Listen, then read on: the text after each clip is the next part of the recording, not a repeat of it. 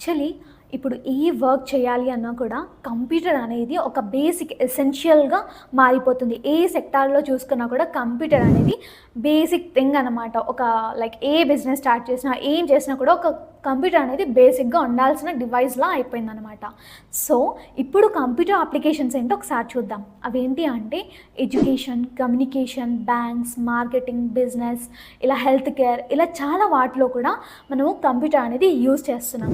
For example like ఎడ్యుకేషన్‌కి అయితే students data, everything fees details, attendance everything కూడా enter చేయడానికి మనం కంప్యూటర్స్ ఇంకా చాలా పర్పసెస్‌లో యూజ్ చేస్తాం. ఎగ్జాక్ట్‌లీ ఇలానే మనము మార్కెట్‌లో అండ్ కమ్యూనికేషన్స్ పర్పస్‌గా అండ్ హెల్త్ కేర్‌లో చాలా వాటిలో కూడా మనము కంప్యూటర్ అనేది మనం డేటా సేవ్ చేసుకోవడానికి, రిట్రైవ్ చేసుకోవడానికి, మ్యానిపులేట్ చేసుకోవడానికి ఈజీ అవుతుంది. సో, మనము కంప్యూటర్ అనేది బేసిక్‌గా యూజ్ చేస్తున్నాం అనమాట.